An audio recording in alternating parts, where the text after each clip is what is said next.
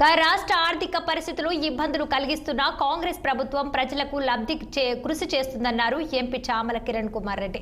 అయితే నల్గొండ జిల్లా చిట్యాల మండలం వట్టమర్తి గ్రామంలో ఇందిరమ్మ ఇండ్లకు ఆయన శంకుస్థాపన చేశారు.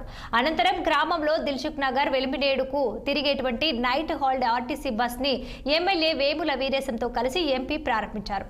ఇక చిట్యాల వరకు మరో 5 బస్సులను కేటాయించామని, ప్రజా ప్రభుత్వంలో ప్రజల అవసరాలు తెలుసుకొని అందుకు అనుగుణంగా ప్రభుత్వం పనిచేస్తుందని తెలిపారు చామల కిరణ్ కుమార్ రెడ్డి. నియోజకవర్గం వెలుగునేడు గ్రామ పంచాయతీకి ఆర్టీసీ బస్సు ఏదైతే దిల్సుఖ్ నగర్ డిపో నుంచి ఈరోజు నైట్ హాల్ట్ బస్సు అవసరం అని చెప్పి ఇక్కడ ఉన్నటువంటి స్థానికులు అడగడంతో ఎమ్మెల్యే వీరేశం గారు నేను ఇద్దరం కూడా ఆర్టీసీ అధికారులతోటి మాట్లాడి ఈ యొక్క బస్సు శాంక్షన్ చేయించినట్టు. కాబట్టి ఈ యొక్క కార్యక్రమాన్ని ఈరోజు గ్రామస్తులు, ఎందుకంటే వెనకటి ఒకప్పుడు ఇది చాలా పెద్ద గ్రామ పంచాయతీ, ఇక్కడ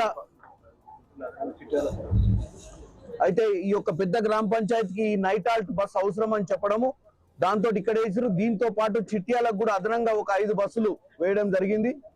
ఈ ప్రజాపాలన ప్రభుత్వంలో ప్రజల అవసరాలు తెలుసుకొని ప్రజల అవసరాల మేరకే పనిచేస్తున్నటువంటి ఈ ప్రభుత్వానికి ఇది నిదర్శనం.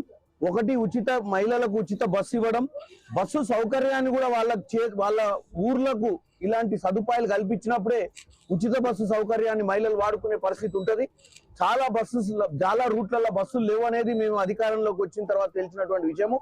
ఈ సంవత్సరాల పాలనలో అన్ని కూడా సమస్యల్ని ఒకదాని తర్వాత ఒకదాన్ని పరిష్కరించు ముందుకు పోవడాన్ని ఈరోజు మీరు చూస్తున్నట్టు పరిస్థితి. ఎందుకంటే ఒక పక్కన ఈ కార్యక్రమాలే కాకుండా ఎమ్మెల్యే గారితో ఈరోజు మేము ఇందిరమ్మ ఇల్లులు నియర్లీ ఒక 10 ఇల్లులు ఇక్కడ శంకుస్థాపన చేసినాం. ఆ గ్రామంలో 55 ఇల్లులు శాంక్షన్ చేయడం జరిగింది. అదే కాకుండా సన్న బియ్యం కూడా ఈ మధ్య కాలంలో నగర్కల్ నియోజకవర్గం నేను ఎమ్మెల్యే గారు కొంతమంది పేదల ఇళ్లలో పోయి సన్న బియ్యం పంపిణీ కార్యక్రమాన్ని కూడా చెక్ చేసినాం. ఎలా ఇస్తున్నారు, వాళ్ళు సంతోషంగా ఉర్రా లేదా తెలుసుకోవడం జరిగింది. భూభారతి కూడా జూన్ 2వ తారీఖు నుంచి వచ్చి భూ సమస్యలు ఎవరికైనా ఉంటే పరిష్కారం చేసే దిశగా ప్రభుత్వం ముందుకు అడుగులేస్తుంది.